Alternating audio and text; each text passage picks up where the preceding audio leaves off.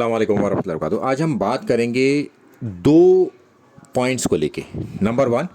کہ ایک مسلمان دوسرے مسلمان پر کیا حق رکھتا ہے، اور نمبر دو کہ مسلمان کو حق کا ساتھ نہیں چھوڑنا، انصاف کا دامن نہیں چھوڑنا، سچی گواہی دینی ہے۔ اب خواہ سامنے کوئی بھی ہو، ہم ان غیر مسلموں کی طرح نہیں کر سکتے کہ اگر ان کے سامنے مسلمان لفظ آ جائے، اگر مسلمان مظلوم بھی ہو تب بھی وہ اس کی مخالفت کریں گے، چونکہ وہ ایک ایسی پوزیشن میں دشمنی میں آ چکے ہیں مسلمانوں کی کہ ہر اینگل سے وہ انہیں یہی لگے گا یا یہی لگایا جاتا ہے، یا ان کے دل سے یہ بات نکلتی ہے کہ ہر حالت میں ہمیں مسلمانوں کے مخالفت میں کھڑا ہونا ہے۔ اب چاہے انٹرنیشنل لیول پر دو ملکوں کی لڑائی ہو، اگر اس میں ایک ملک مسلمان ہے تو اس طرح کے تمام لوگ جو مسلمانوں سے بغض اور بیر رکھتے ہیں وہ مسلمانوں کے خلاف کھڑے ہوں گے۔ چاہے مسلمانوں کا وہ جو ملک ہے وہ مظلوم ہو، اس پر ایگریشن کیا جا رہا ہو دوسرے ملک کے ذریعے، اگر یہی ایگریشن کسی غیر مسلم کے اوپر کیا جائے تو وہ اس غیر مسلم ملک کے ساتھ کھڑے ہو جائیں گے، اور یہی ایگریشن اگر مسلمان کے ساتھ کرا جائے گا، مسلم ملک کے ساتھ، تو سارے لوگ اس ظالم کے ساتھ کھڑے ہو جائیں گے، چونکہ سامنے والا مسلمان ہے یہ دیکھتے ہوئے۔ مگر مسلمان ایسا نہیں کر سکتے، نہ تو انٹرنیشنل لیول پر اور نہ ہی انڈیویڈول لیول پر، یعنی کہ ون آن ون ایک دوسرے کے ساتھ اگر کوئی مسئلہ بن رہا ہے تب بھی ہم ایسا نہیں کر سکتے، اور انٹرنیشنل لیول پر اگر ایسی کوئی بات ہو تب بھی ہم ایسا نہیں کر سکتے۔ تو اللہ تعالیٰ فرماتا ہے چیپٹر 49 آیت نمبر 10 میں، جو کہ ہمارا پہلا موضوع ہے کہ ایک مسلمان کا دوسرے مسلمان پر کیا حق ہے۔ اللہ تعالیٰ فرماتا ہے کہ مومن جو ہیں وہ اس طرح ہیں کہ ایک دوسرے کے بھائی ہیں، اور آپس میں جو ان کے اختلافات ہیں یا تعلقات ہیں انہیں ہمیں درست رکھنا چاہیے۔ اب چاہے ایک گھر کی بات ہو دو بھائیوں میں تو ہمیں کامن انٹرسٹ کی بات کرنی چاہیے، ایسا نہیں کہ ہر آدمی اپنے لالچ میں دوسرے کو ڈچ کرے یا اسے تکلیف میں مبتلا کر دے، ایسا نہیں کرنا چاہیے ہمیں۔ اور یہی بات انٹرنیشنل لیول پر بھی نہیں کرنی چاہیے۔ مسلمان کی مثال کے طور پر کہ ایک مسلمان ملک کسی مصیبت میں پھنسا ہوا ہے تو تمام مسلمان ملک یہ دیکھ رہے ہیں اس میں کہ انہیں کس میں فائدہ اور کس میں نقصان ہے، ہمیں اس کا ساتھ دینا ہے، اس کی تکلیف میں اس کے ساتھ کھڑا ہونا ہے۔ وہ مظلوم ہے، کوئی اس پر ظلم کر رہا ہے، ایگریشن دکھا رہا ہے، تو ہمیں اس ایگریشن کو روکنا ہے۔ اب روکنے کے بہت سارے طریقے ہو سکتے ہیں، یہ ملکی سطح پر عام لوگوں کے بس کی بات نہیں ہے، یہ ملکی سطح پر ان کے جو ہیڈس ہیں وہ یہ سوچیں گے کہ کیا کرنا ہے، یہ عوام کے لیے باتیں نہیں ہیں،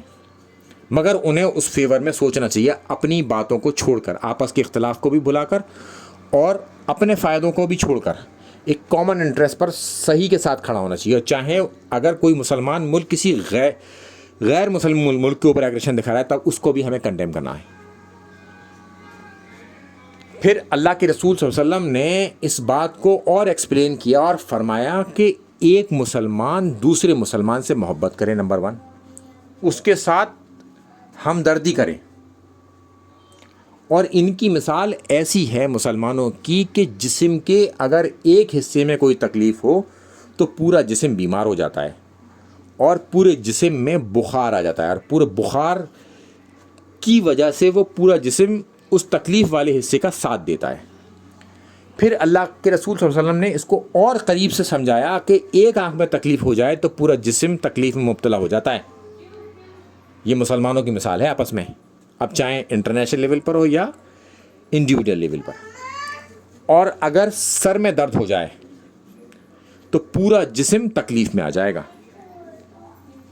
اس کے آگے اللہ تعالیٰ، اللہ کے رسول صلی اللہ علیہ وسلم فرماتے ہیں کہ اگر ایک مسلمان دوسرے مسلمان کی غیر موجودگی میں اس کے لیے اگر دعا کرتا ہے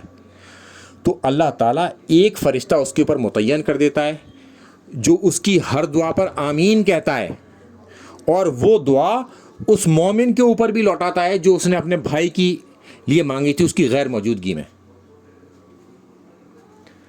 اب پھر اللہ تعالیٰ قرآن کے اندر فرماتا ہے چیپٹر 5 آیت نمبر 8 میں کہ کسی قوم کی دشمنی تمہیں اس بات پر نہ ابھار دے کہ تم انصاف سے پھر جاؤ، یعنی کہ تمہارے سامنے کوئی دشمن قوم ہے تو تمہیں اس طرح سے بیہیو نہیں کرنا کہ تم انصاف سے پھر جاؤ، ان کے ساتھ بھی انصاف کے ساتھ رہنا ہے. ہمیں ان غیر مسلموں کی طرح نہیں دیکھنا. مسلمانوں میں اور غیر مسلموں میں یہ فرق ہے کہ وہ مسلمانوں کا نام دیکھ کے چڑ جاتے ہیں، صحیح غلط کا ڈیسیزن کرنا ہی بند کر دیتے ہیں. مگر مسلمانوں کو ایسا نہیں کرنا، غلط کو غلط اور صحیح کو صحیح کہنا ہے، چاہے سامنے والا مسلمان ہی کیوں نہ ہو اور یا غیر مسلم کتنا بھی طاقتور کیوں نہ ہو، تب بھی ہمیں صحیح کو صحیح اور غلط کو غلط ہی کہنا ہے، چاہے کچھ بھی ہو جائے. اور اللہ تعالیٰ فرماتا ہے کہ عدل کرو ان لوگوں کے ساتھ بھی جو تمہارے دشمن ہیں،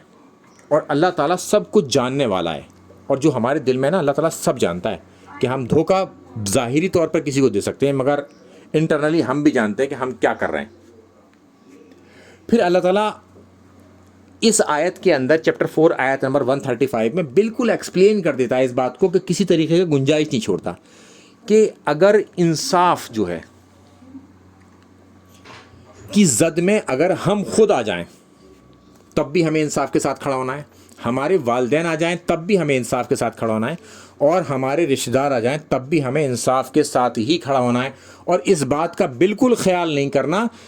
کہ سامنے والا امیر ہے یا غریب ہے.